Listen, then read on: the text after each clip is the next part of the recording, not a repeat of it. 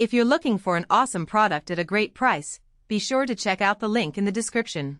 A Sydney court is currently hearing an appeal in a landmark gender identity discrimination case. At the heart of the matter is Roxanne Tickle, a transgender woman, and Giggle for Girls, a women-only social media app, and its CEO, Sall Grover. A lower court previously ruled in Tickle's favor, finding indirect discrimination. This appeal, however, focuses on allegations of direct discrimination.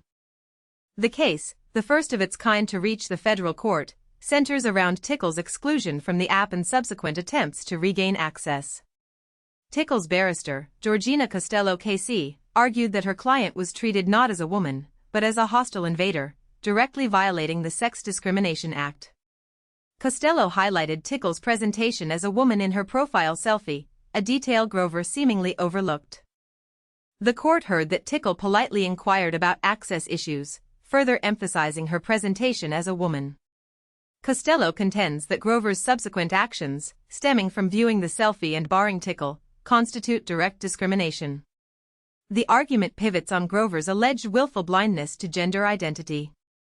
Costello further argues that Grover's denial of knowing Tickle's transgender status is not a valid defense against direct discrimination, stating such a defense would effectively undermine the Sex Discrimination Act.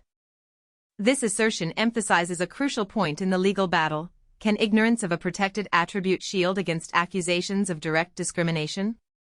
Grover's barrister, Noel Hutley SC, countered these claims, maintaining that Grover was unaware of Tickle's transgender identity and reacted solely to the profile picture, a process involving reviewing thousands of images daily.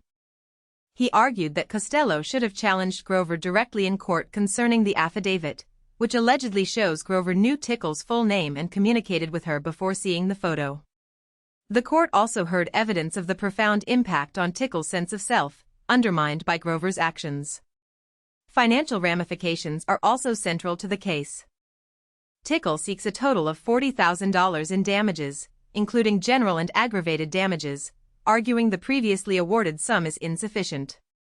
Further escalating the tension, the court heard details of a candle depicting a crude caricature of Tickle, sold as part of Giggle for Girls' fundraising efforts. This item, deemed too offensive to be shown during the initial hearing, has now become a significant point of contention, adding to the already charged atmosphere. Tickle's team is seeking additional damages due to Grover's alleged continued misgendering and her laughter in court at the sight of the caricature, an action described by the lower court as obviously disingenuous, offensive and belittling. Hutley, however, claims this laughter should be disregarded, blaming Tickle's counsel for presenting the candle as evidence. This case not only presents a legal battle, but also raises deeper questions about online inclusivity, the interpretation of anti-discrimination laws, and the impact of prejudice on transgender individuals. The hearing continues, with the outcome holding significant implications for the application of gender identity protections in online spaces. The court's final decision will undoubtedly shape future cases concerning online platforms and transgender rights, setting a significant precedent for the interpretation and application of anti-discrimination legislation in the digital age.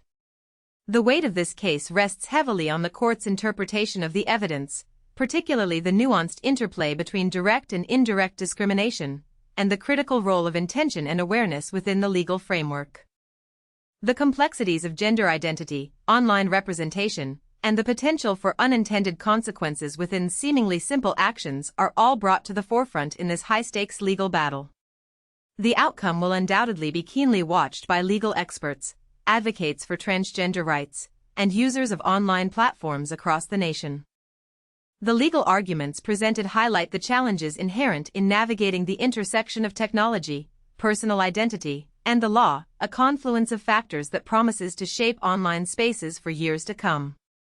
The case underscores the increasing need for clear guidelines and robust legal frameworks to protect vulnerable groups from discrimination within rapidly evolving digital environments. The judgment's impact will extend beyond the immediate parties involved, serving as a pivotal moment in the ongoing dialogue surrounding online safety, freedom of expression, and equality for transgender individuals in the digital sphere. The implications of the court's decision will resonate far beyond the courtroom, influencing future legal interpretations and shaping the digital landscape for transgender individuals and online communities alike. This ongoing case serves as a reminder of the evolving nature of legal precedent in the digital era and the constant need for adaptation in the face of technological advancements and societal shifts in understanding gender identity and equality.